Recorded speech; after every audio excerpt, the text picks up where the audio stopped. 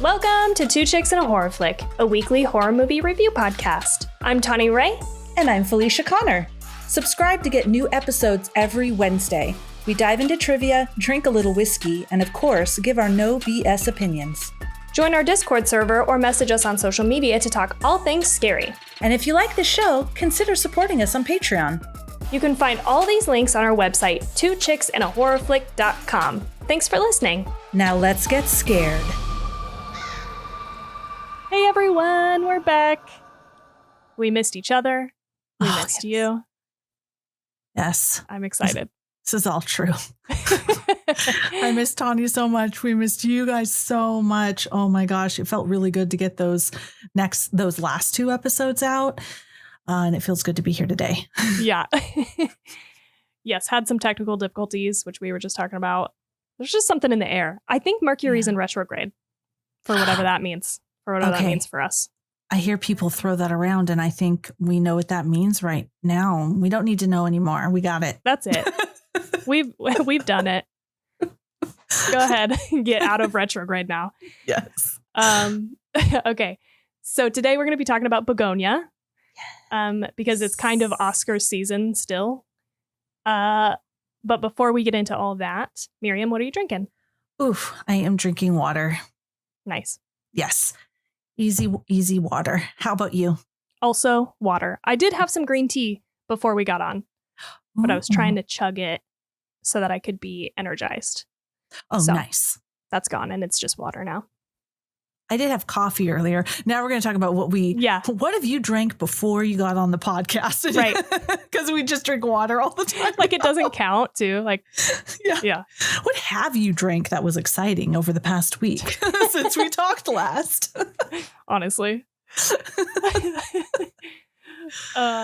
Okay. So give me updates. What have you been doing, reading? I feel like this is going to be a rough one. We're going to have to.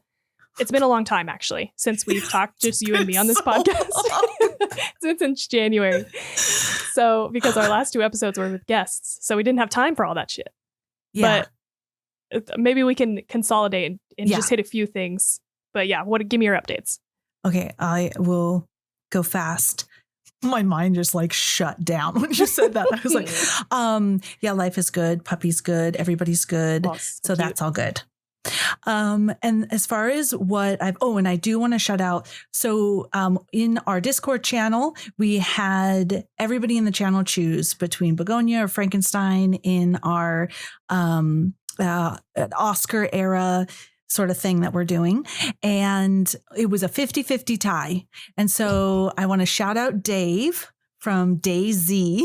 My husband plays Daisy, and he met a friend who's in England, and he works with a football team over there, and they've become good friends, and he loves horror. So he's also a listener. So hi, Dave. He is a listener now too, and he loves the podcast. I hope. I think he does. Tell my husband he did. So anyways, I went in. My husband was playing the game, and I said, hey, we need Dave. He needs to break a tie for us. And so he chose Bugonia. Awesome. Cool. Yes.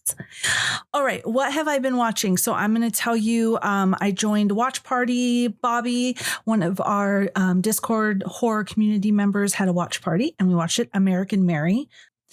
And that was interesting. That was good. I liked it. And so I watched The Wind, which was also good. And is that a show or a movie? Yeah, sorry.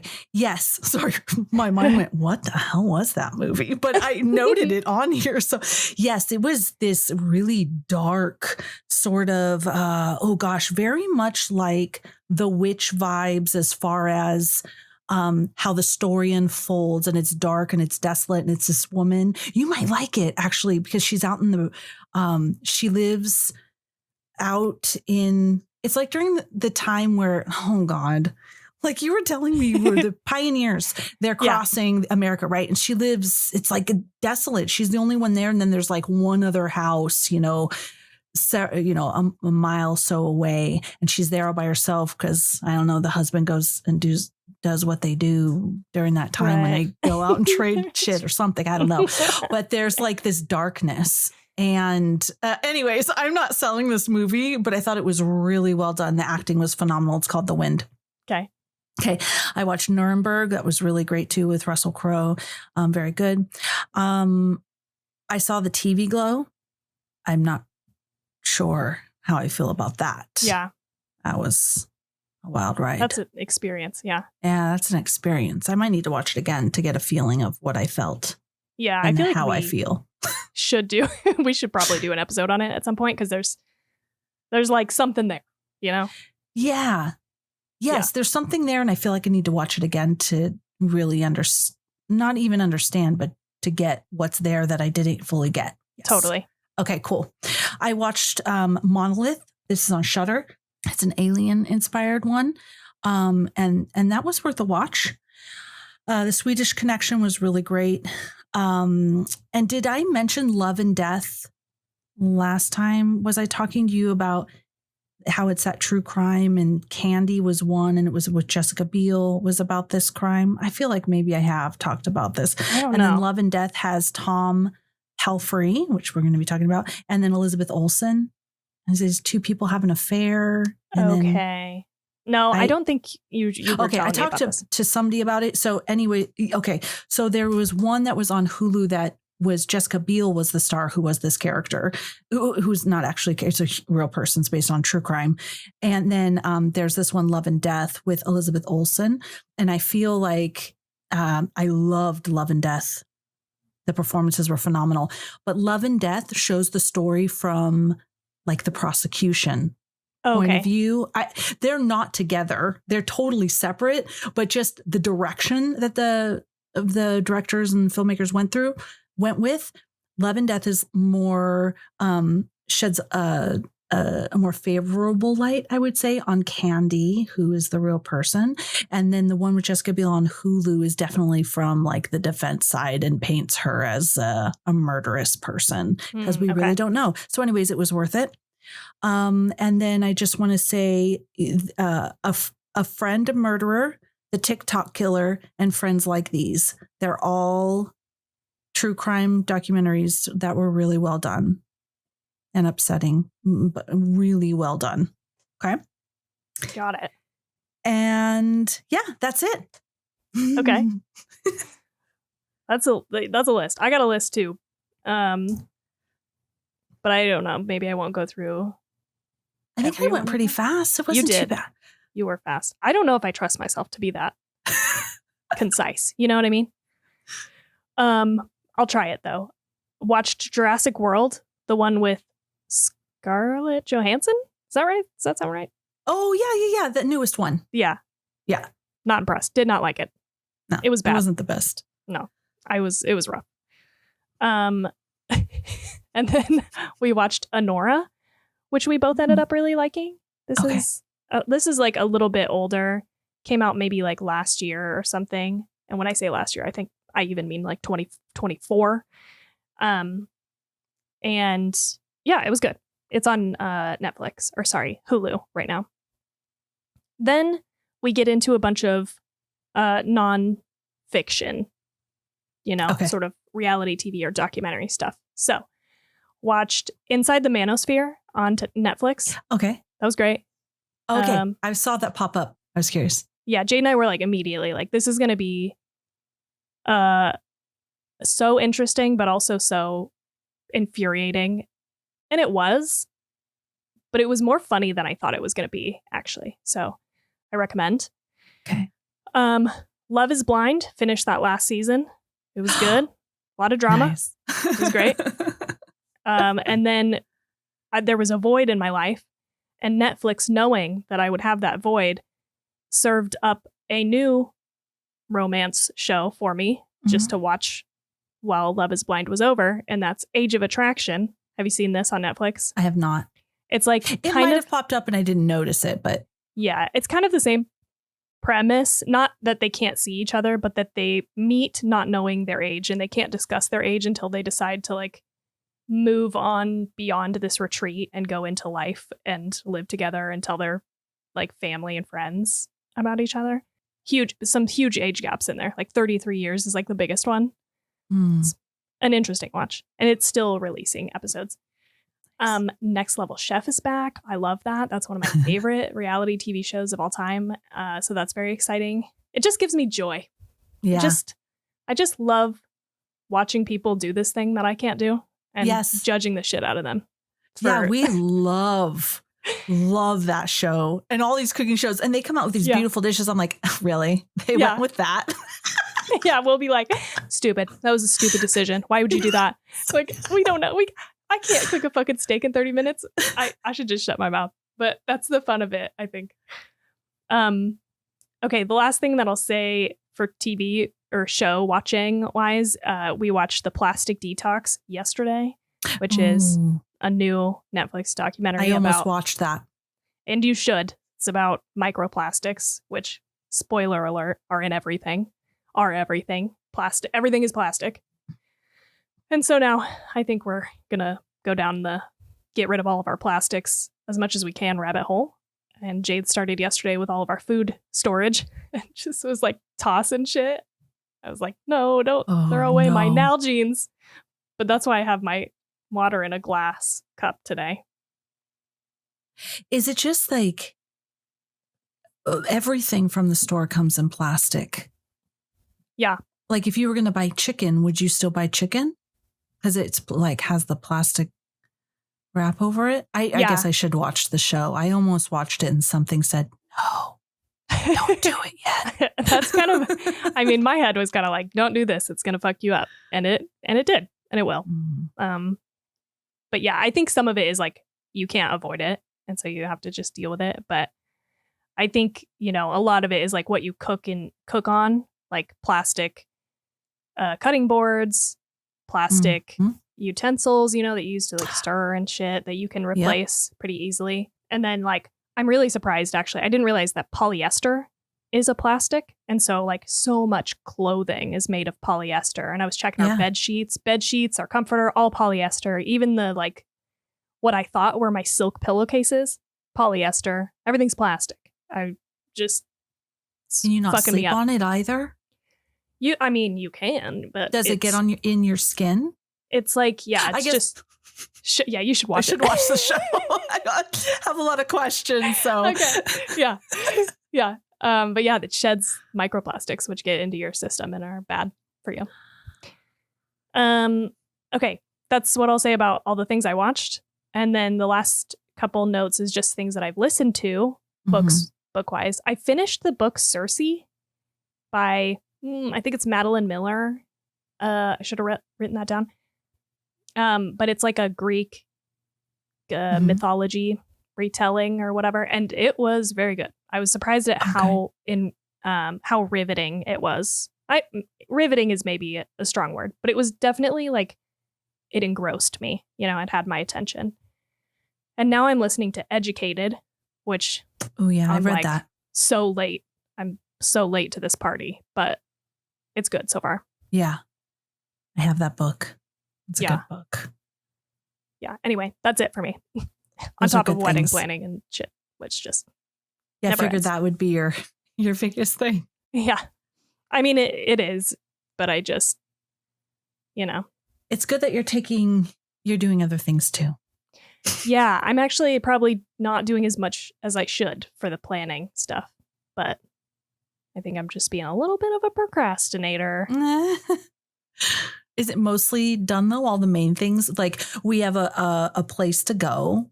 Yeah. You have someone who's actually going to marry you guys, which is the most important part. And there's going to be some food somewhere after.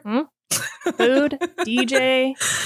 There we go. Doesn't even matter any of the other pieces. I know. We could just set that up like just in a forested area and have some fun. Honestly, that's kind of like what I've been telling myself. I'm like, from here on out, it's like all small details, which is kind of stressful because it's hard to make a bunch of tiny decisions. You know what I mean? Like, I'm trying to fill out this questionnaire about because we are going to hire a day of coordinator, and I'm trying to fill out all the questions in this questionnaire. And it is just, I'm like, I don't fucking know.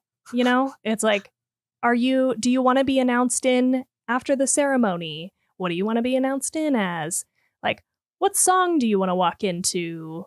like, do you want to see the event space before anyone else? I'm like, I don't know. Like, no, why would I do? I don't know. Do people have a reason to do that? I don't. You're like, I don't know. hi, coordinator that I'm hiring. Why don't you answer these questions and then let me know what the answers are? Yeah, I'm like, help me answer these. I don't know. I don't know. But anyway, that's going well. I'm getting excited. The closer we get, actually, the less stressed in a way that I am because of, I think, what we just said. Like, all the big things are in place. The rest of it will just fucking happen. So, yeah. Okay. Is that it? Are we ready to get into Bugonia? Yes. All right. So we're talking about Bugonia, obviously, and this came out in 2025. I'm so like lost in my years. Is that right? Yeah, because the Academy Awards that just happened were for last year movies. Yes, thank you. Yeah. Okay, director was Yorgos Lanthimos, who directed Poor Things, The Lobster, Killing of a Sacred Deer, etc. And the writer was Will Tracy, and he also wrote The Menu.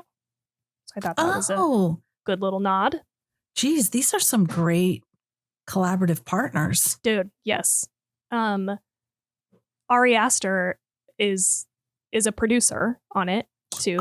He was like attached to the project right when they started talking about it back in like 2019. And he signed Will on at that point to write it. And then they brought on Yorgos like way after the fact, which was interesting. Okay, cast-wise, we have Emma Stone as Michelle, Jesse Plemons as Teddy, Aidan Delbis, who actually had never acted professionally before. So he was cast as Don after Yorgos decided to find a non-professional neurodivergent actor to provide like a different dynamic on set. Love that. Yeah, he was great. The first thing I thought, is he really autistic? You know, I always wonder. Yeah. Because if not, he's doing a really good job. And so I Googled it and saw he was. I'm like, I love that. Yeah. I love that. Yeah. And it's crazy to me that he's never acted before. Yeah. I had wondered, I wondered what that was like on set.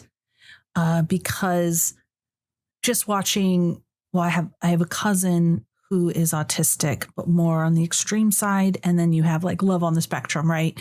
Is what we see a lot. And all the variations of the things that bother you, the things that you need, the things that, you know, you are completely adverse to. And I was wondering if there was, because some of those scenes are very scary and violent. And I wondered how that affected him or how they navigated that. Yeah. I mean, being on film set too is like, can be incredibly, exhausting, right? Yeah, like overstimulating, you know? Yes. So yeah, I don't know. Interesting. Okay. And then we had a couple more people just as far as the acting goes. Stavros Halkias, I don't know if that's how you say that, played the police officer. Mm-hmm. And then Alicia Silverstone played Teddy's mom. Yes. Which was an interesting cameo.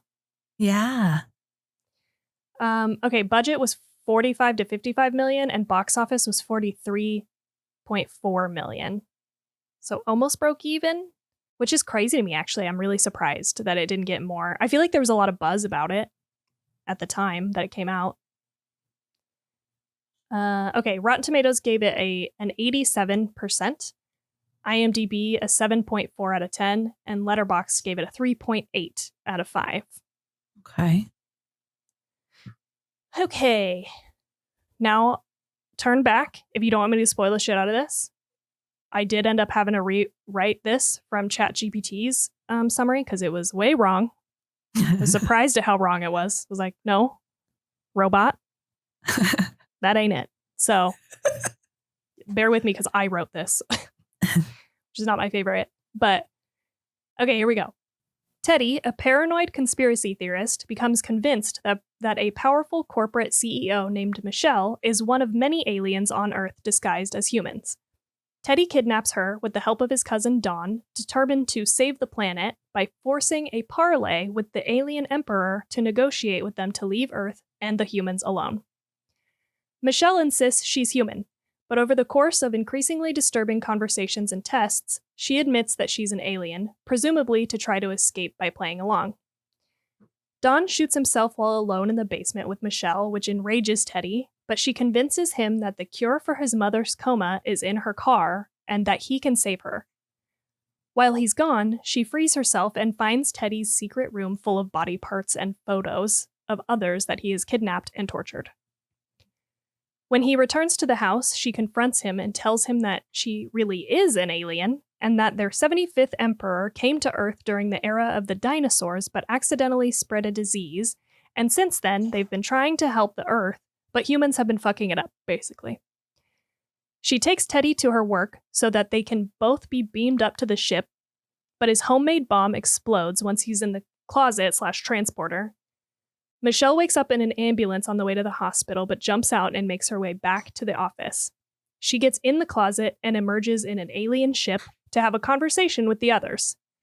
Humans are a lost cause, and this is that conversation. Humans are a lost cause, and it's time to end the experiment on Earth. The final shots are of people all across the globe dead. There you And go.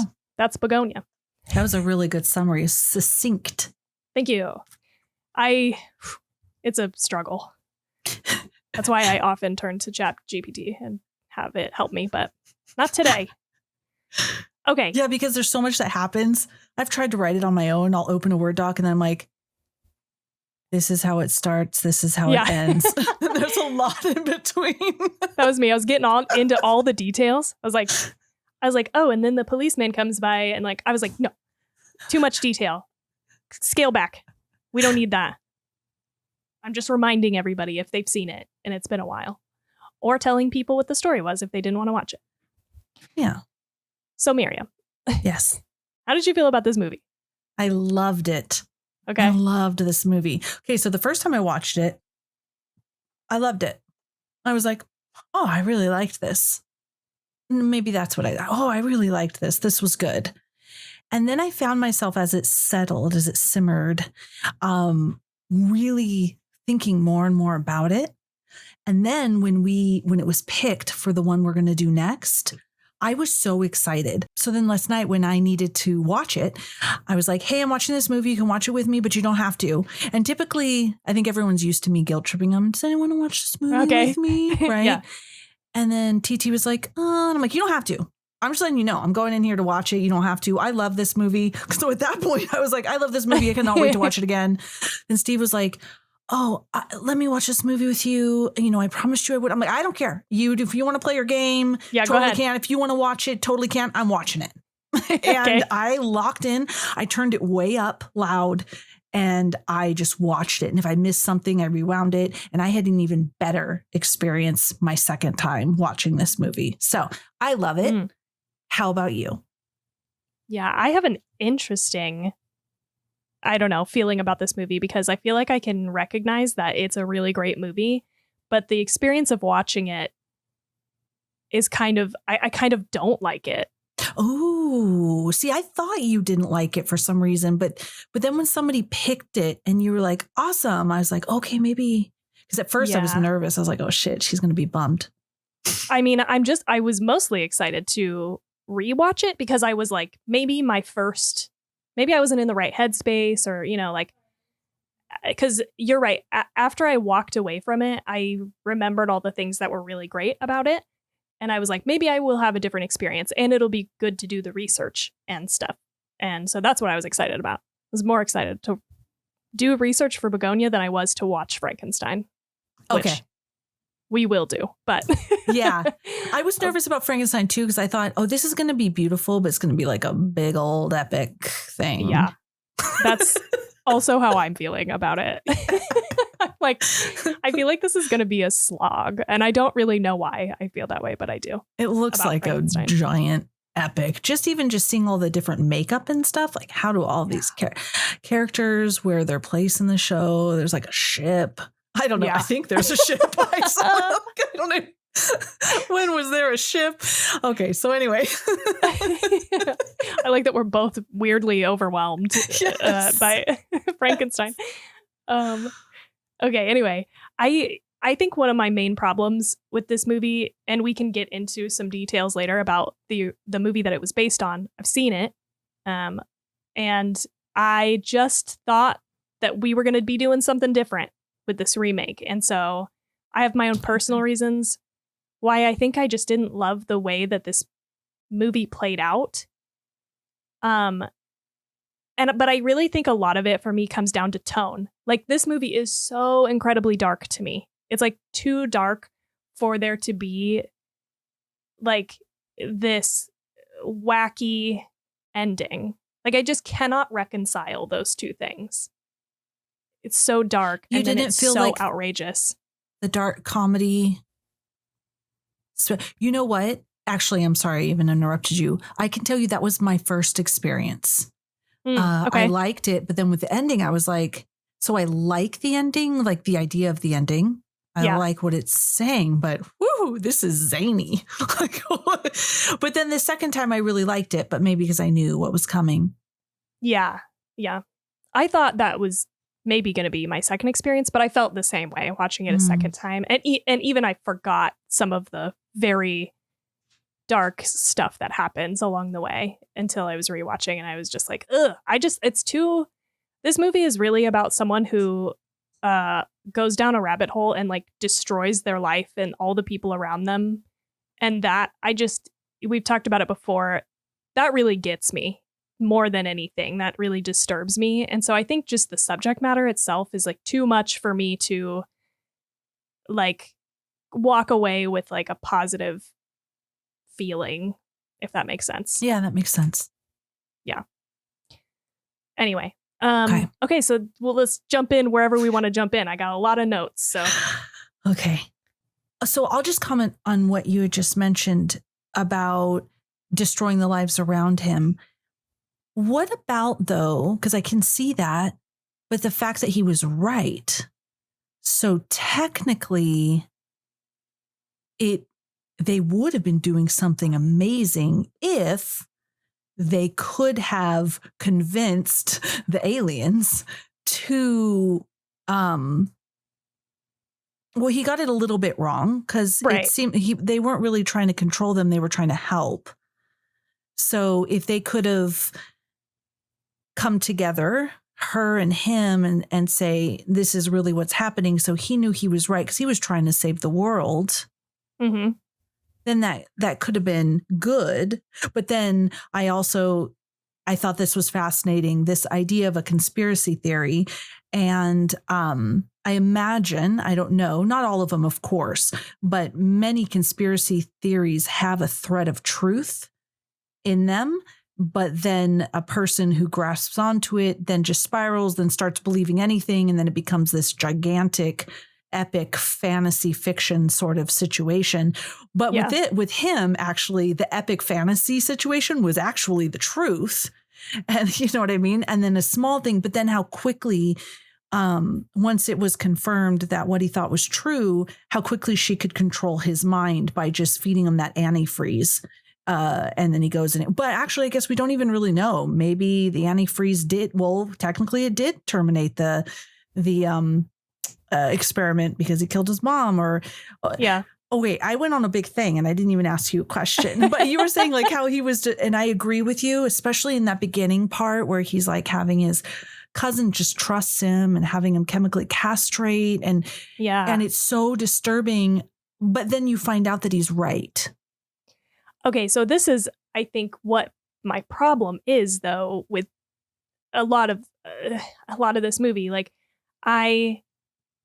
when I heard that they were going to redo this for an American audience today, I thought, man, there's really something there. And I'm excited to see what they do. And when we got into the movie and it was like this very stark conspiracy theory down the rabbit hole kind of thinking, I was excited about that. I liked the whole beginning part of the movie because, I mean, the acting's great, dialogue's great. There's so much fucking tension.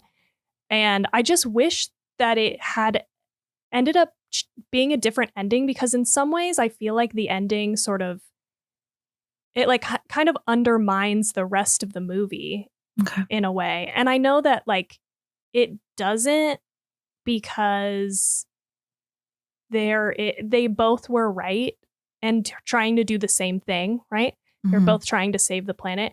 It's just that he had a different like he was like misguided. He was onto the right thing, but he was off a little bit, you know? Yeah. Yes. And I think it's like probably just the inability to see yourself as the problem, you know, like as humans, like, oh, it can't be us. I can't handle that, basically. So in the end, I know that the ending doesn't undermine that, but I guess that's what I struggle with, is somehow, even though that's not what this movie is about, it was such a disturbingly accurate portrayal of conspiracy theorists gone down way too far, that I like cannot separate that from the rest of the movie, because that's not like the point of the movie, you know? The movie themes are different. And I mean, I think this is a part of it, but really it's about the planet and humans and stuff. So I don't know. That's where that's where I struggle. Saying. So the movie, because it makes him look like he was right, you know? So you worried that it reinforces this like a conspiracy theorist grasping onto this idea, unrelentingly destroying himself, herself, everyone around them, and that this is actually good. That's a positive thing in the end, because he was right. Right. Ooh, yeah. Exactly. If you have someone in that mindset in real life, you definitely don't want them watching this movie. Right. And like, I don't think that people are going to watch this movie and walk away from it and be like, oh God, now I believe all of that to be true because I saw it in a movie. But yeah, I think it's just the idea that stuff happens in the world, and sort of, I don't know, in a way, like making light of it. I don't know. It just feels weird to me. I just don't like it, I guess.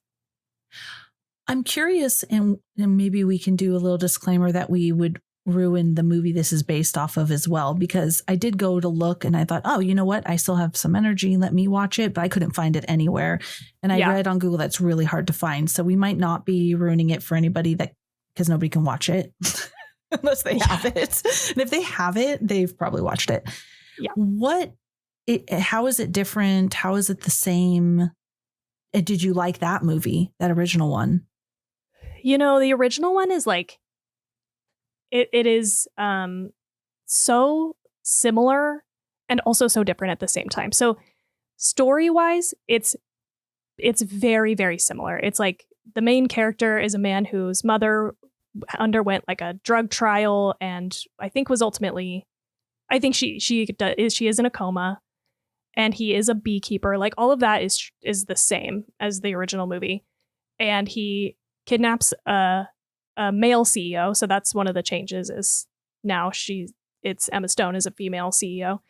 And they do a bunch of tests on him. And at the end,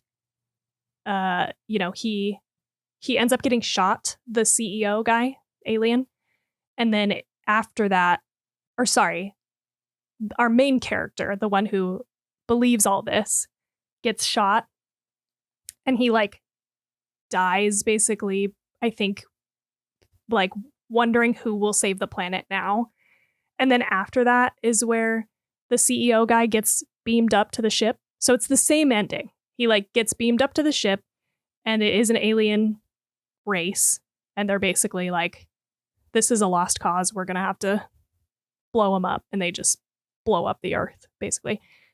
So story-wise, it's very similar, but tone-wise is super different. It's it was made in 2003, I think, and it is so fucking, it's a Southern Korean film made by Jang Joon-hwan.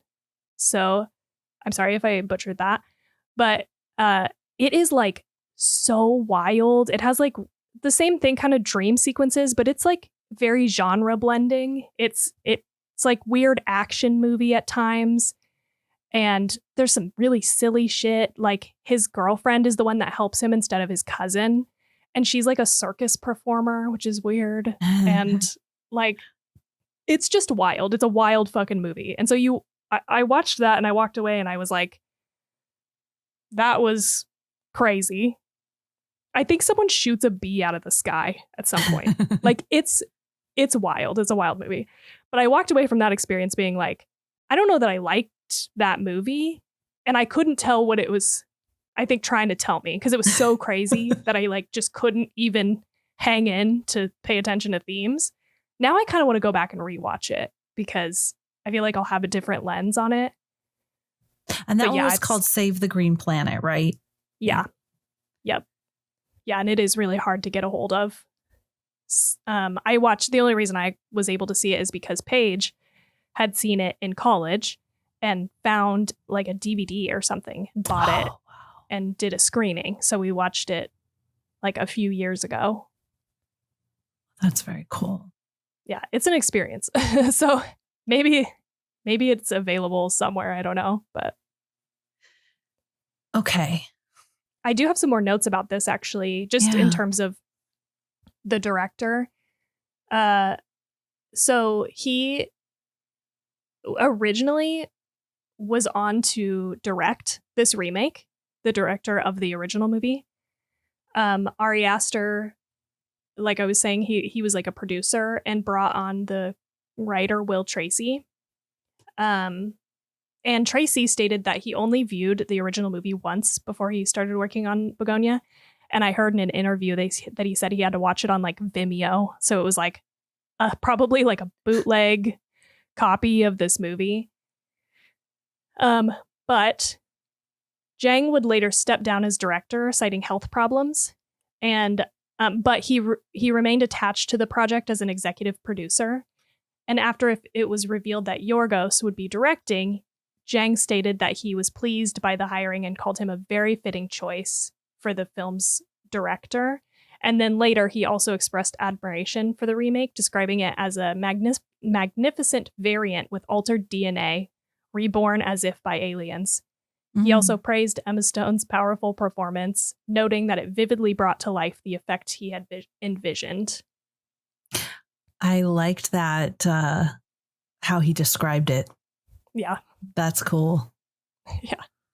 Kind of random, but I read that he first conceived of the idea. This is Jang with Save the Green Planet while he was watching Misery.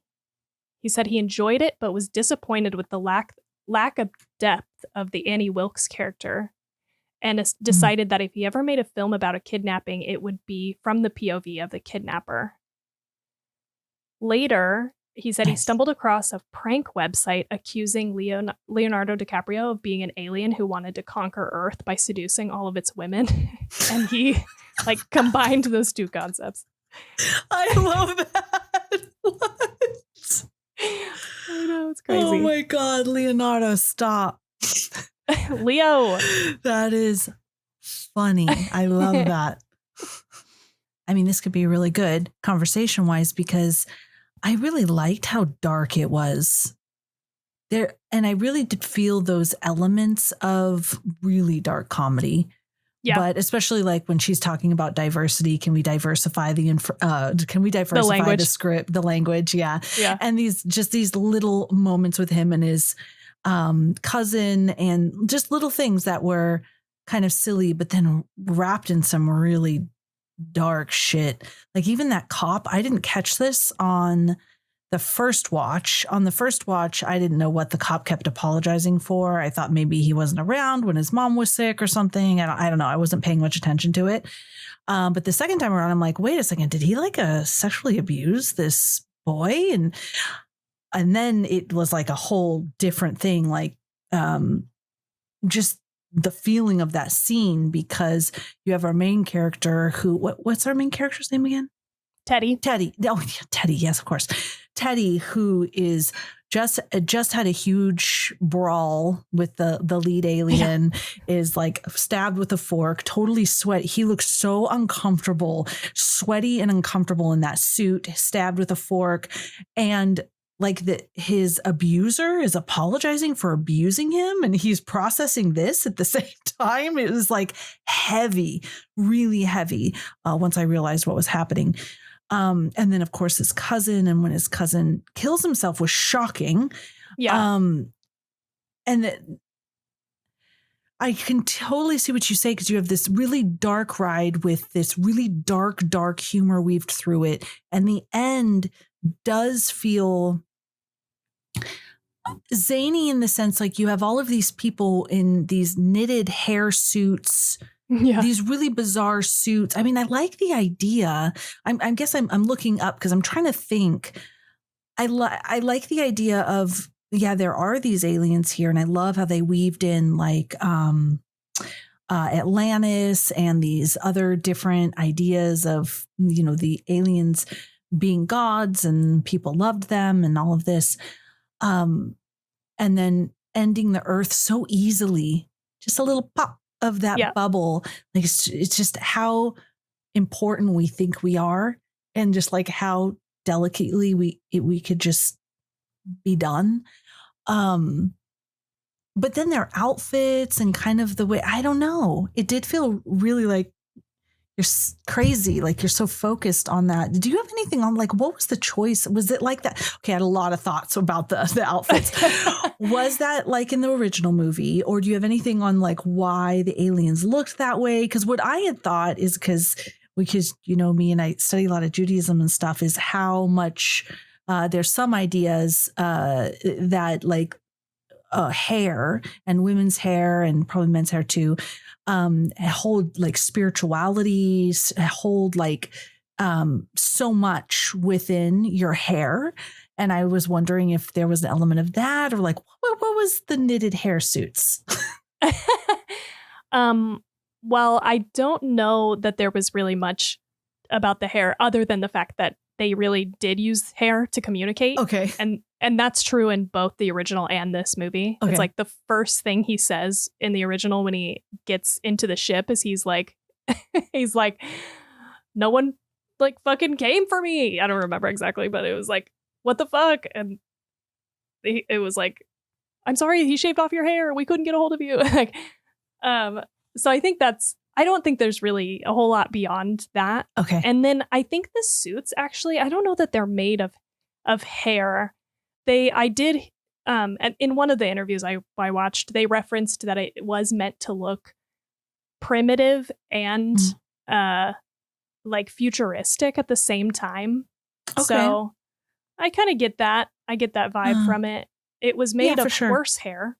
I don't know that it is intended to be horsehair within the movie. You know what I mean? But like, because I was like, man, I want to touch that. Yeah. Like, it just texturally looks like it would be really fun to just touch and squeeze. I agree with you.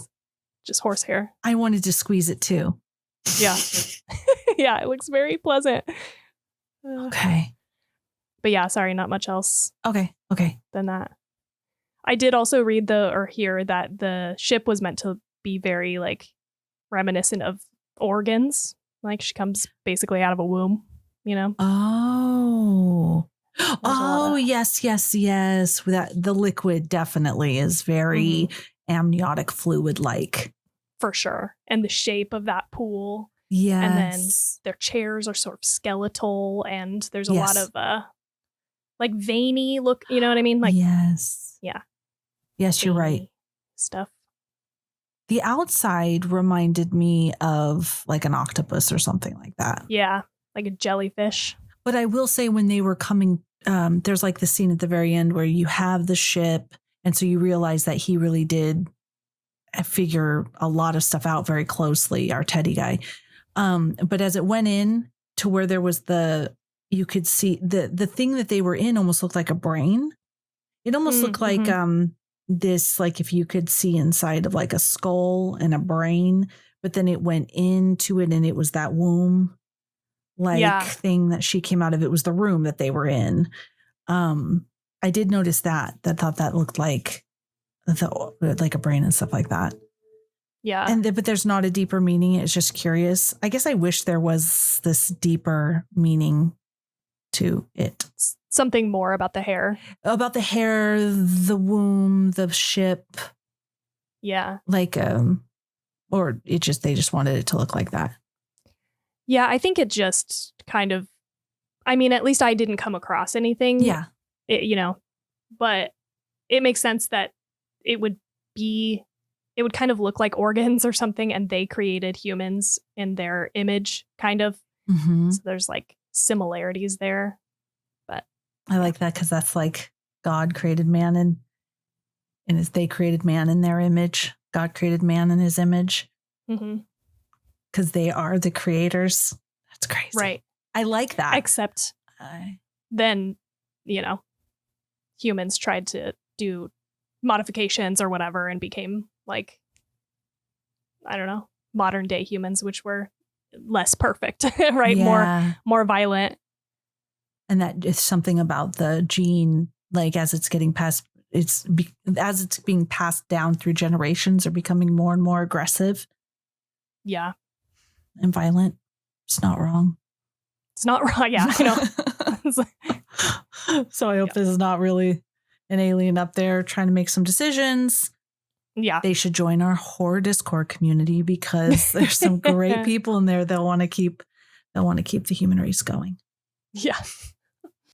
Don't get me wrong. I don't mind the dark humor in it. Like the moments that are funny, like with Jesse and Dawn and stuff, are funny. I get those moments, and I think it's very well done comedy-wise. It's just the ending that hangs me up. What would you have liked to see there? I don't really know, because again, I kind of want this movie to be about a different thing than it's about. And so I don't think I'm smart enough to have like a good idea of a plot that serves the movie that I want to watch, which is more about conspiracy thinking than it is about like the earth and what humans are doing to it, Yeah. But I do think that this movie gets that theme across really well. Like I do think that the last handful of shots, I think the first time I watched it, I wasn't quite paying attention because I think I was I shouldn't have been so thrown, because that's exactly what happens in the original, but I just thought it was going to be different. I thought it was going to have a different ending. So I was so thrown by the like wacky end that I wasn't able to pay attention to all the shots of the people dead. But the second watch, I realized like, okay, this is basically just saying like, it doesn't matter who you are, where you are, what's your status is as far as class or whatever. Like you are not safe from the like earth dying, basically. Like this affects all of us. And you may think it doesn't affect you on a boat partying in Greece, but it fucking does. So we'll all be dead, if we don't pay attention to our planet. And so I like that message. I think that's a great message. And I think it achieves that really well within this movie.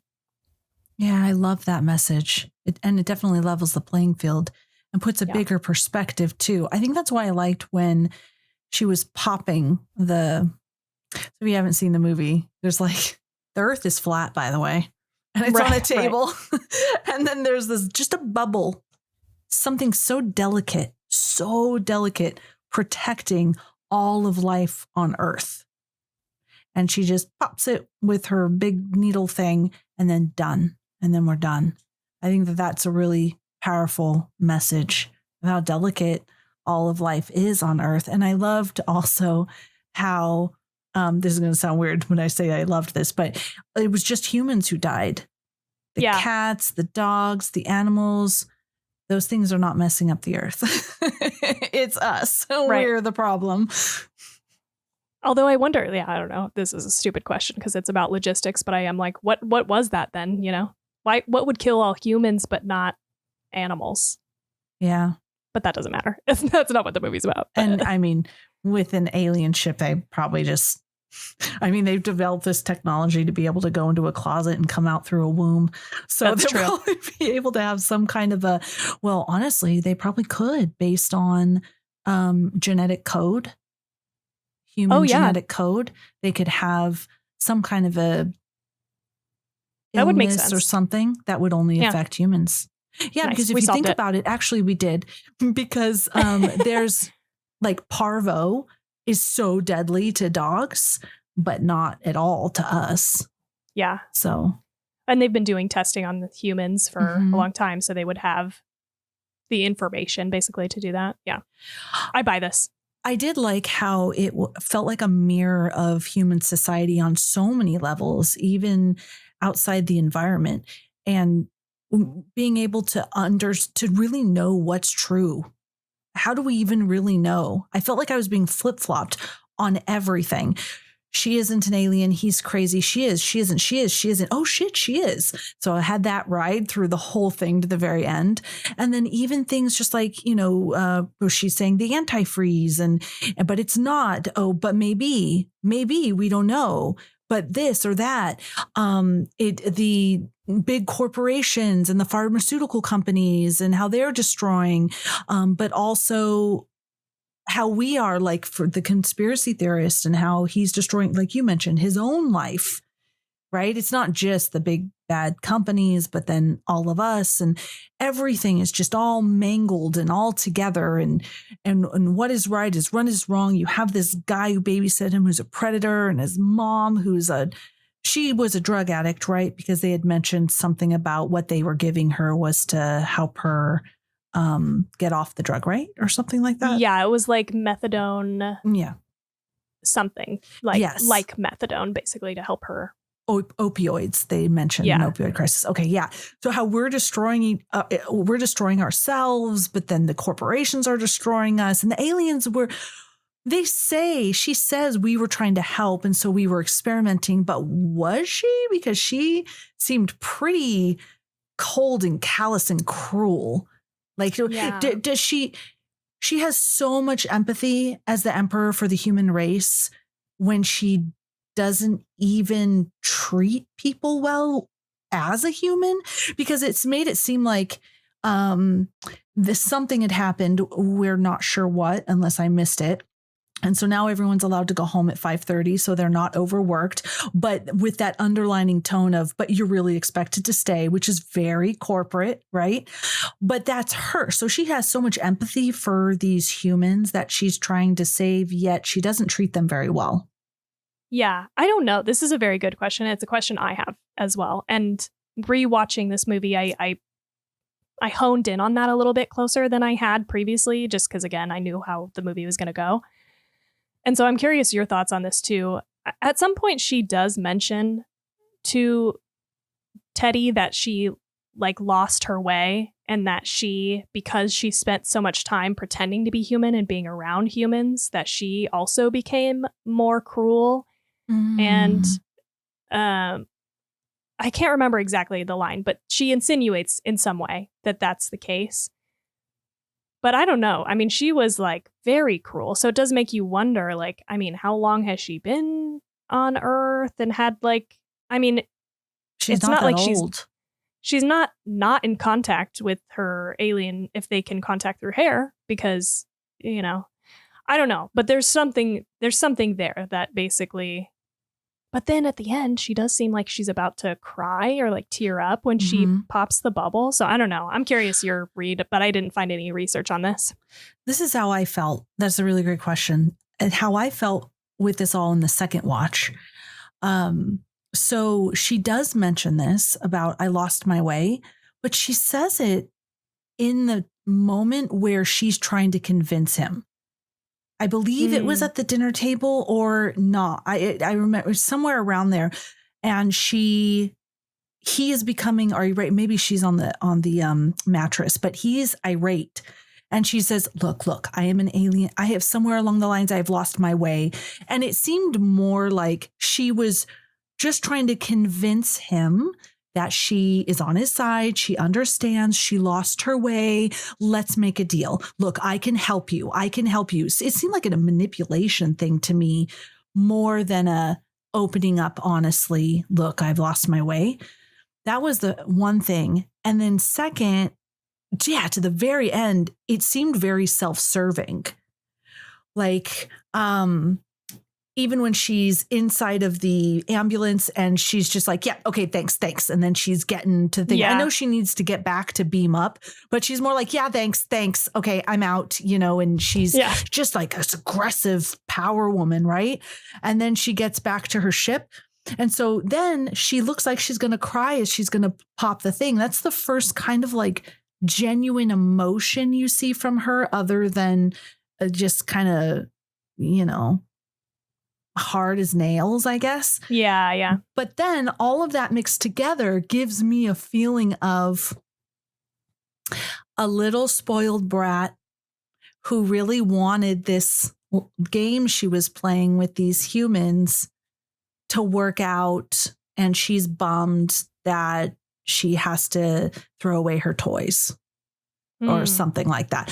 I don't think that was the intention, but I feel like her personality throughout the whole thing was just constantly trying to manipulate, which I understood look, she's like this hard-nosed, hardcore CEO. Fine. That's totally fine. She's kidnapped and she's trying to mind screw these people to get away. I wish, I don't think I would be as good at it because I would be so panicked. Right? Yeah. But she was really good at like staying collected and trying to manipulate their minds. At the very end, when she's about to cry, it does look like she's genuinely sad. But again, with all of it mixed together, I wonder if it's just like, because she's the emperor that they're talking about, right? From the dinosaur time, or she's just the new emperor? It's like kind of unclear. Okay. I get the impression that she is in a line of emperors, basically. Like there was one before her that was the dinosaur one, and now she is one that is later. So this makes me feel that she's sad that she couldn't succeed at saving. Like it was her, like this seems like a problem that's handed down through the emperors. Yeah. And she was like, I've got a fix. And she's poured so much into it and the project failed. Yeah. Versus like I love humans. Right. Yeah. It does suck to feel like that was all wasted effort on behalf of this person who you wanted to succeed for, Yeah. And that's probably why she was so mad at Teddy. Well, he was killing her kind, and also he's screwing things up. Like she can't go back now. Like, yeah. I mean, I guess she could go back and pretend like, whoa, what a wild ride, and be in the news and stuff like that. But it just seems like he really threw a wrench in everything. Well, I think, he was kind of the final straw for her. Like I think it seems like at least discovering that room where she already knew that he was kind of doing bad things. But then when she finds out that he had killed 2 Andromedons, she, I think, is like, fuck it. But these people can't be saved. Like, but it's not his fault, though. It's literally, okay, like in the context of the movie, they were aliens. He did figure it out, and he was just off about the purpose of them being there, which, in my opinion, is totally her fault because she is vicious as a human being. Like, she does not seem like she cares for anybody. So why would he think that she has any of their best interests, right? So why couldn't she have been like, all right, you are right. You are right. But here's really what's happening. Yeah, I don't know. Like, that could have been a good turn, I think, to take, because honestly, I wonder if I wouldn't personally feel better about that ending, because it sort of brings people together, feels better. It's like, we're trying to do the same thing. So let's join forces and try to do it right, Well, really, because once he finds out that she is of a noble bloodline, he tries to be very kind and like proper to her. Like, he understands that there's these different lineages, and so he does attempt to, and she pushes him and pushes him. I'm not saying it's her fault. I'm just saying, like, because he's already on the verge, right?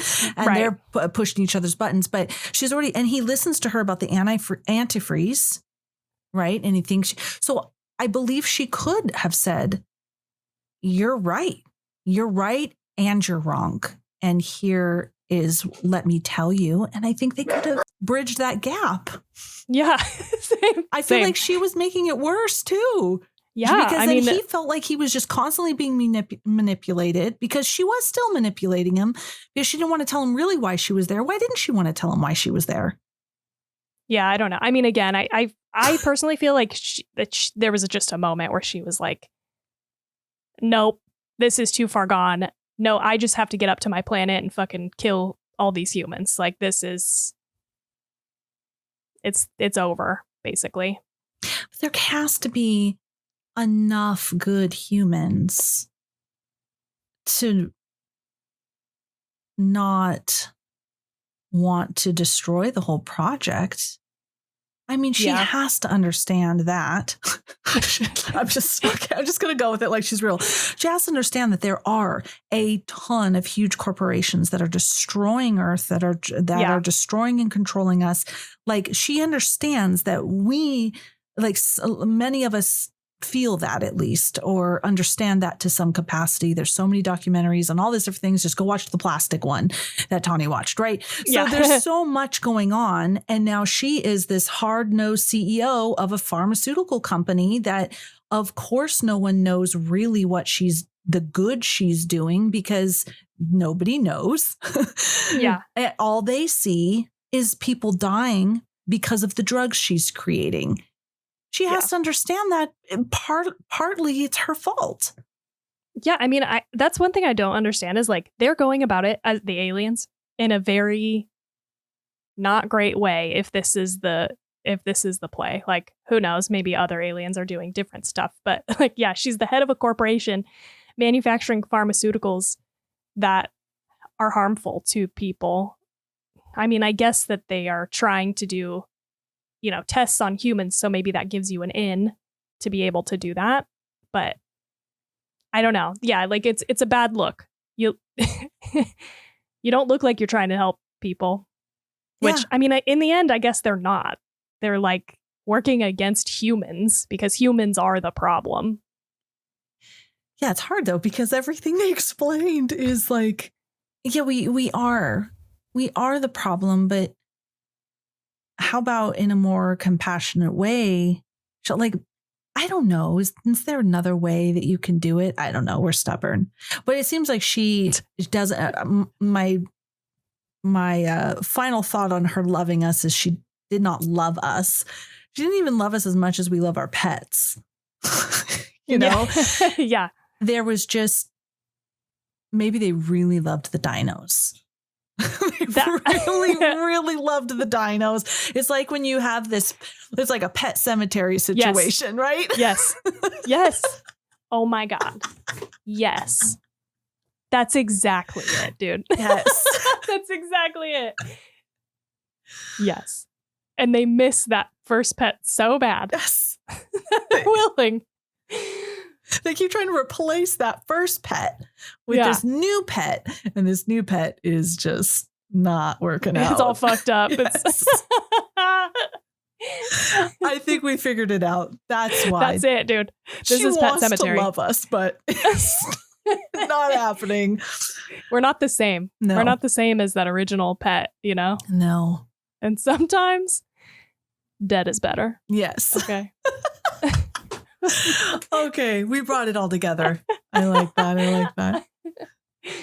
Oh God. Sometimes, we go so far into the, like. We figured out, we come full circle. We just have to talk it out. This is great therapy, movie therapy. Agreed. I was wondering during just one thing, because we were talking about how she was manipulating them. I'm just looking at my notes. I thought I noticed this the first time, but the second time I really noticed it and rewound because it happens fast. There was like these distortions sometimes that happens in the sound and the visual. And the main one that I noted, I made sure I noted, was when she is talking to his cousin. What was his cousin's name? Dawn. Sorry. Dawn. When she's talking to Dawn. So he is with the cop upstairs. The cop is talking to them. I think that's actually when they went to go look at the bees. And she's talking to Dawn and he's like, no, just shut up. And she's talking. And then all of a sudden there's like this almost like bees or like some kind of static distortion. And then there's actually a visual distortion. It's like the light is flashing kind of over in the corner of the screen. And I was wondering if there was anything intentional of that. Was she actually using some sort of what did that mean? That they are controlling our minds or anything like that? Yeah, great question. And I actually have an answer, which is exciting. I actually watched a bunch of videos, but one of the videos I watched was with the cinematographer, and he was talking about how they were using this camera, this VistaVision camera, that I think was new to them. And they had just been using it on One Battle After Another. And I think they were like inventing lenses for that movie that they used on this movie. And so it was like very new to all of them, this camera. And apparently it is a film camera, and the film shuttles through the camera horizontally instead of vertically. Okay. Like normal. Oh. And so he said that they ran into a lot of technical like problems because the film would get jammed, and it would create sort of that like jittery like look. And like, for example, he was saying when they were shooting with her in the car, they were like hitting speed bumps, which would cause it to jam. And so it was like a pain to shoot at first. But then he said some of those moments actually were kind of nice, and we ended up leaving them in the film. So I'm pretty sure, he doesn't say that scene in particular, but I'm pretty sure that's one of those instances where the film just got jammed and they decided to use it. Oh, I loved it. It looked like it was reinforcing, she is kind of manipulating his mind in a way, or maybe not. Maybe he just feels like she is, or maybe this is a moment where because of those castration drugs that his cousin gave him, he's having kind of a mental break there, because he's talking about how those are messing with his emotions and his feelings and stuff. Oh, very cool. I mean, they are very lucky it did it in the moments that they did it, because it was perfect. Yeah. I mean, to keep it, I think that's kind of fun. It's like one of those happy accident things. And I think you could read it either way. It could be her mind controlling him. It could be his own brain sort of struggling to deal with the reality of what's happening. So another note also from the cinematographer, he said that the hardest actors to work with were the bees. So the crew had installed a beehive on location weeks in advance and shot on a really hot day with like 30 crew members all in bee suits. But the bees refused to pollinate on camera. So the final, which can't fucking tell animals what to do, or insects. The final close-up shots of the bees on flowers were instead grabbed spontaneously at a completely different location, just when they happened to see it. Oh, okay. Just fun. Wow. I wouldn't think it would be that hard to get bees to pollinate. Sorry, bees pollinating flowers. Yeah, you wouldn't. It's just like open them up and put them over by the flower, and the bee's going to go to it. Guess not. Yeah, guess not. Maybe it was because it was hot. I don't know. There was that note. Do you have anything on the name of the movie? I do. Yay! And actually, here, I can do it. I think I can do it. No. What's happening? No, they're going to hear. Okay, there we go. No. Oh, God. Oh, no. Okay. The amount of them, I don't know if you're going to edit or me. If I do, I have to send them to you. They're the weirdest. Okay, because I can't see what the little names are on this tiny thing. So I just pressed a bunch of them. Anyways. Yeah. The name. The name. Yes. Bugonia. I was going to say this a little earlier because we were talking more about like the end of the film and what it means and stuff. But Bugonia is an ancient Greek word meaning progeny from an ox, and it refers to a ritual that sprang from a myth that bees could spontaneously generate from the carcass of an ox killed without any blood being spilled. This parallels the ending of the film where humanity is wiped out without bloodshed in order for Earth to regenerate in its absence. Ooh, I like that. Damn. Yeah. That's good. That's good. That's fucking good. I didn't realize that. I thought it was a made up word. I was like, that's so good. I have one more thing that's very good. I thought it was a flower. So, I think but it's I not think there spelled is a that flower. way. I think it's spelled with an E or something. Okay. Bugonia. Yeah. Okay. I think you're right. Yeah. And also, bugs. Bugonia. Bugonia. Oh. Along those same lines of things that are really good, I have another note here that I didn't know until I was looking it up. But while Teddy is ranting about conspiracies, he mispronounces the word shibboleth as shibboleth, which I have never heard in my life. Do you know what this is? Because it's like a biblical thing. I don't, but I wrote it here. I wrote to look it up, but I didn't have a chance because I wrote it last night. I said shibboleths or shibboleths. I wrote it in. I got you. Yes, I got you. Yes. So, okay, a shibboleth.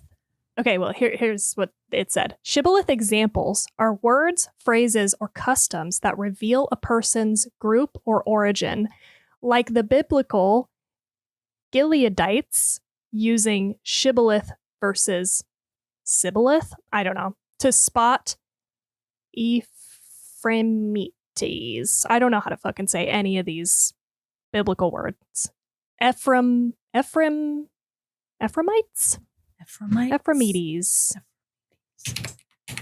Ephraimites sounds right.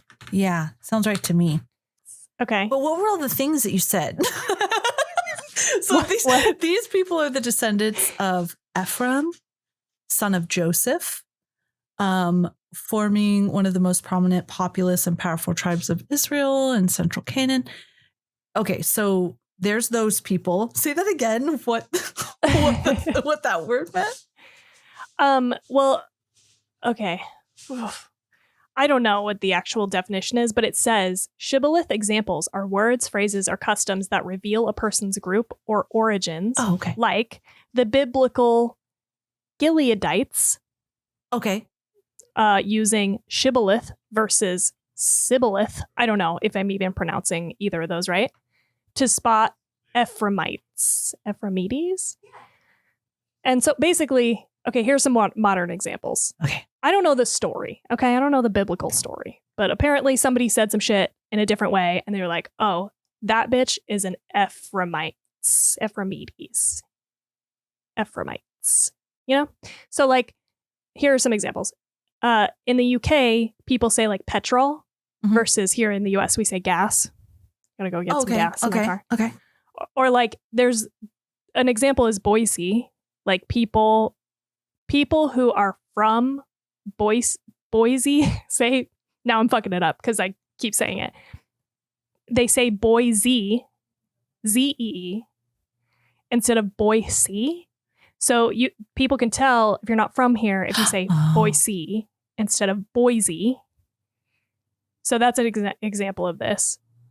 And I just thought like that tomato, tomato? No. Vase and vase? No. I mean, you can tell where someone's from by the way that they say things. Right, exactly. Okay. Like how we say bathroom, and I think in England they say the loo. Yeah, okay, that's a good example. I don't know if you guys do, but I've seen it in a movie. I've seen it in shows. Yeah.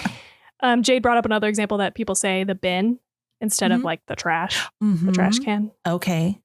Those are all different words, I guess. Like it's harder to come up with the same word, but different pronunciations. Yeah. So I don't know. Maybe it could be tomato. I mean, like, maybe if somebody had an accent, they said tomatoes in their end.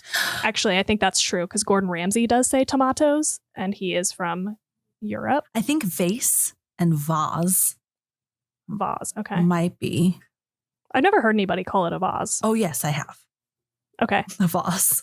I have not. If they're, except for joking. Not in like the US, but I've heard it somewhere at some point.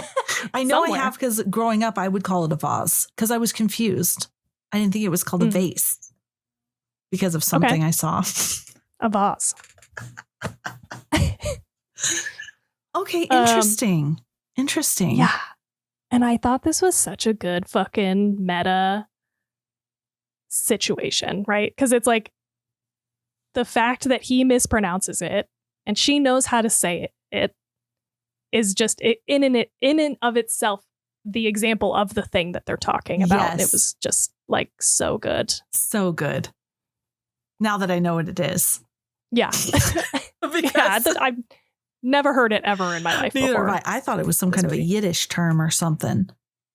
Yeah. No. Shibboleth. I mean, it sounds like it kind of. Like it a little bit, doesn't it? That's why I wrote it down. I didn't know how to spell it, though. I was like, I'm going to look this up later, but I ended up going to bed because I was curious. I'm like, is that like a Yiddish word or something? What does this mean? Shibboleth. Now I can't stop hearing it in my brain. I was like, okay, we found out who these people are descendants of, but what were we talking about? After researching. Yeah. No, I know it was like a hard, sentence to even understand. Like I had to go back and I ended up even breaking it up so that it made more sense as I read it. Because I was like, oh, but I didn't want to leave out the biblical stuff. I thought about cutting it because I was like, that's all confusing. No, it was fun. But I was like, Miriam's gonna like that. So I actually had it in my notes, so I might have asked too. So I'm glad you left it in there. Yeah. I was ready. I was ready for you. You know what's crazy? Also, they didn't win anything. They were like at least for the Oscars, which is the only award stuff I pulled just because it just happened. Oh yeah, because that's what we're talking about. Right. Oscar movies. It was nominated for Best Picture, Best Actress, Best Adapted Screenplay, and Best Original Score. Yeah. But it didn't win anything. No, it didn't win. But this year, I'm really glad you brought it up. We were inspired by, and hopefully all of you were too, the horror presence at the Academy Awards this year was incredible. Best Actor Awards, Best Costumes, Best Makeup, Best this, Best that. I mean, we have Michael B. Jordan, Best Actor. I mean, like, this is insane. And then our Best Supporting Actress was Gladys from Weapons, right? No. I know she was nominated. Did she win? No, she won. Okay. I'm trying to find the list here. Yes. Best Supporting Actress, Amy Madigan from Weapons. Okay. Dope. Yeah. Awesome. Best Animated Feature Film. We were super happy here for K-Pop Demon Hunters because we love it. Yeah. That one made sense. Best Costume, Frankenstein. Best Makeup and Styling, Frankenstein. They also won Best Production Design. I remember that. Yep. Sinners won Best Original Screenplay, Best Actor. Best Original Score. Oh yeah, definitely. Best Cinematography. Sorry. No, we didn't do Sinners because we'd already done Sinners, but was Weapons nominated as one of the best original screenplays? Let's see. Best Original Screenplay. No, Blue Moon. It was just an accident. Marty Supreme and Sentimental Value and Sinners. Okay. I wonder why. I feel like there were a lot of things in Weapons. And let me just preface this by saying I watched almost none of the movies that were nominated for Oscars that weren't horror movies. So I don't know shit. But I feel like there were a lot of things I would have nominated, me personally, would have nominated for Weapons. Like I feel like Best Original Screenplay, I would have nominated Best Supporting Actor as our boy, our young guy, druggy guy. I can't remember his name. He was amazing, like supporting actor. Yeah, he was so good. Anyway, continue.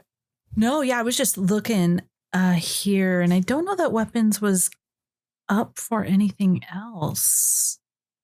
But it's crazy. Best Picture. Was there this many? There's like so many here. Bugonia, Frankenstein, Hamnet, the one that won One Battle After Another, but of Bugonia, Frankenstein, and Sinners up for Best Picture. Yeah, that's pretty crazy, fucking good. Yeah. Right? That's so cool. Yes. Yeah, it's incredible. It's incredible. The representation of horror this year, because so many times, and I know even when I was excited about this, I was like, oh my gosh, there's so much horror. And he goes, yeah, because usually, Steve said, yeah, because, usually horror's not that good. And, it's kind of cheesy. And I'm like, you need to stop saying that. Wrong. That was Wrong. when you were a boy. When you were a boy and a teen, all of the horror that you saw was like that. It is different now. And there is so many genres of horror. There are so many magnificent, thought-provoking movies, even magnificent, thought-provoking that is like body horror all the way to it doesn't have to be psychological horror. Yeah. I saw this lovely, lovely, lovely clip of Michael B. Jordan after the Academy Awards. He went into an In-N-Out with his Academy Award and ordered burgers at the table. People were freaking out, taking pictures with him. He was smiling so big. He had a beautiful thank you speech. It was just so happy for him. He seems like a lovely human being. And I'm just like so excited for him. Yeah. Yeah. I think that one was super, super deserved. Yeah. He was great. Ugh. Just hands down amazing. And he played 2 roles in that movie. So yeah. Fucking so double. Wonderful. Yeah. Are you going to watch Hamnet? Probably not. That does not seem up my alley. But I'm hoping it's like Shakespeare in Love. You did not like I love Shakespeare in Love. I've seen it I literally have seen it probably over 20 times. Okay. I used to be able to quote this movie. It is such an amazing love story. I'm getting chills right now. I think it's kind of on my list, right? Because is this the one that was like in the with Gwyneth Paltrow 90s and Fiennes, Joseph Fiennes? No, I think I'm thinking of a different one. But look, it won 7 Academy Awards, and here's the thing: it either won or was nominated and won. I'm pretty sure one. But anyways, I had the feeling about it when it was in the Academy Awards as Hamnet. Like I thought, I don't know about this. This looks like kind of how I'm feeling about Frankenstein. Like, yes, it looks like it could be good. I don't know. It might be a drog. Years later, I was like, fuck it, I'll watch it. Okay. And it was the perfect timing in my life. I fell so fucking far in love with this movie, and this love story is so passionate. It's just so delicious. And I loved it. I've seen it so many times. And I'm hoping Hamnet is that for me because I have that feeling, but I'm not sure, You're selling me. You're definitely selling me on Shakespeare in Love. Okay. I'm going to move this up the to watch list. I hope it lands for you like it landed for me. But I don't know, dude. Hamnet looks like very sad and a very much a bummer of a movie. Like I saw the trailer a couple times when we went to see other movies, and I think doesn't it have something to do with them like losing their son? I don't know. It just seems like it is not going to be a feel good watch.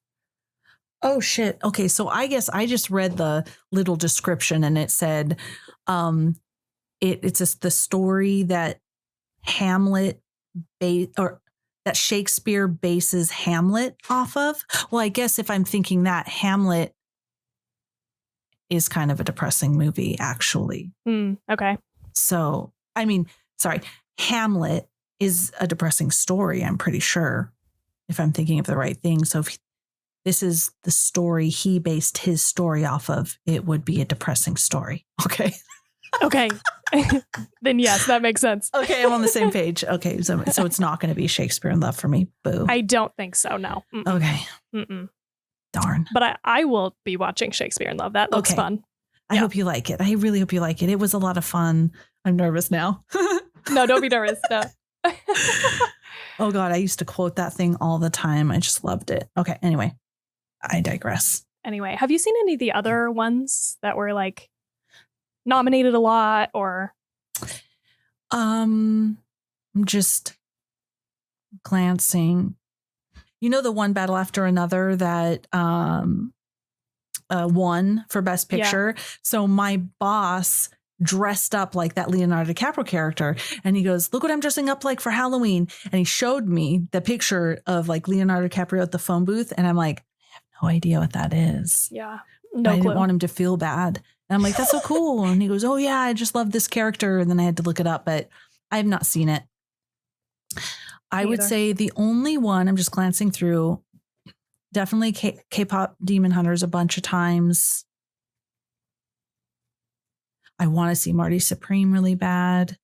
Most of these, The Ugly Stepsister. That's right. That's another one. That one was nominated for like best makeup or something, right? But Frankenstein won over it. So it was like the battle of the horror movies. Yes. So fucking good. I'm so glad you said that because I had forgotten about that one.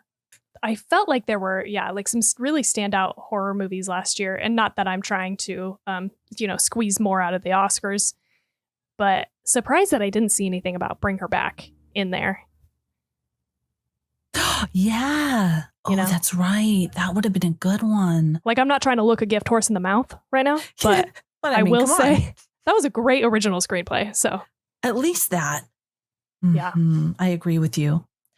All of these other movies, not one of them have I seen or heard of. Well, there's that one that's like, I think, Norwegian or something. That's probably not the right country that it's from, but it's the one with Sentimental Value from Norway. Yes. Daddy Skarsgård, Norway. Thank you. Yes. I was like, oh, it was nominated a lot, but I'd never even heard of it. I've never heard of this either, and I want to see it. I forget what it's about. I remember when it was coming up, I was like, what is this about? And I looked it up and I was like, oh, sweet. I would really like to watch that, but I don't remember. So I will. But yeah, no, none of these except the horror movies. Do you have any other thoughts? Sorry, we kind of jumped straight to Oscars, but yeah, sorry guys. No, I think we talked about everything. Other than visually, I really liked it. I loved the whole vibe, the visual throughout the whole thing. I just all the detail, I just loved it. Loved all of this. Yeah. Okay. So let's do it. Let's rate it. Let's do it. I had an idea what I was going to rate this movie. Then I started to go down, but then I had to tap into my soul and really be honest. I'm going to give it a 4.9. Oh, shit. Okay. Yeah, I really liked it. Yeah. I mean, you said you loved it. But I do feel I like the idea of the ending, but maybe the way it was executed, like I don't know what they could have done differently, but something there that doesn't make it that 5 out of 5, but I really loved it. And I'll regret that as it sits with me more. Maybe if it wasn't so zany at the end, but it was still the same idea. Maybe if the end felt more serious. So, cause I know it was like this dark comedy, but like you were mentioning, it wasn't like laugh out loud funny, it was very dark comedy. And so maybe if it wasn't so, because I do like seeing that was going to come out weird, but I'm just going to go with it. Like all the people dead, like you had mentioned, we're all equal and all that. It's just the hair outfits and even though I want to touch them, it's very wild all of the sudden. And I don't know what they could have done, but if that had more of an element of less comical and more serious, that it would have landed better with me and probably would have been a 5 out of 5. Yeah. Okay. Damn. I'm glad. This is a great movie. Like, yeah, I started off at the outset saying this is a great movie. I'm again surprised it didn't win anything in the Oscars, but yeah, when I saw the director made Poor Things and all of those, I was, I need to throw this out to the world. Like we would love, I'm going to say, I think you would too, to do an episode with somebody who does non-horror movies on Poor Things. Oh my God, yes, please. Yes. Okay, I'm gonna ask somebody. You go find someone for us to talk about poor things. What is your score? Yeah, I think I'm landing at like a 3.8. That sounds accurate based on how you described it, how you've been talking about it. Because that's a good score. That's a really good score, but the way you've been talking about it feels about a 3.8.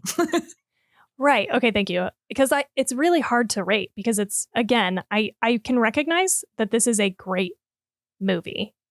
It's really well made, and doing the research was really fun because I got a glimpse into a lot of the different parts of making the movie, right? Like the cinematography, the costume design, the production design, Yorgos, and even the writing.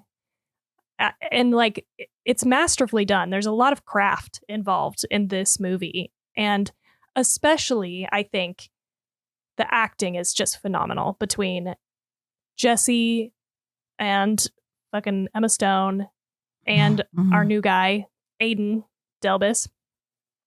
Amazing acting, amazing. But yeah, just for me, it's like I just don't like the experience of watching this movie. It just bums me out, dude. It's a bummer of a movie. It's like it is. Watching him just go down this rabbit hole and fucking get his cousin Dawn killed. And also, you don't like hate these characters, right? Like, he's gone off the deep end a little bit, but he really cares about his cousin and his family and the world. He thinks he's doing the right thing. He's so sweet to Dawn. Dawn is so sweet back. And like, Dawn dies. He kills his own mother. Like, chemically castrating them. Like, that was me like 9 minutes in. I was like, oh God, I gotta do this again. Oh God, Anyway, all that being said, you know how I feel. Sorry, I've belabored the point, but that's why I give it a 3.8, because I can recognize it's fantastic, but it's not for me. Well, that was so much fun watching that movie and talking about it. Really good job on all of the research. And I did put, yeah, it was so much fun too. I was like, do you have anything on this? And you're like, yes, I do. I love when I can answer. Yes. Yeah. I love that. Oh my God. It's so much fun. Please, let's do this. Let's do this more often. Let's do this again sometime. Yeah. Let's do this again sometime. I love it. I know things are crazy right now with the wedding, and then I have my own fair share of stuff going on. So I just keep saying after the wedding, right, we'll be able to simmer into routine. But I think we're doing really good for everything that's going on. I think so too. Yes. And I posted, we mentioned we probably will watch Frankenstein. Will it be the next one? Depends on how we're feeling, but we'll watch something. And then we will watch Frankenstein eventually. Yes. Definitely go check out our 2 most recent episodes. We did Tusk with a podcast on Elm Street, and then we did The Lost Boys with the Kilt and the Redneck reviews. Both really fun, excellent, fun time. So go check those out. And also, if you've seen Bugonia, share your favorite scenes, quotes, or theories on social media using the hashtag 2ChicksAndAHorrorFlick. And while you're there, if you like us, please do give us a follow. And what else, Tawny? You can support the show by giving us a like, review, and subscribe on whatever podcatcher you're listening to us on. That's all. So we'll see you next time. We hope you have such a good night. No nightmares.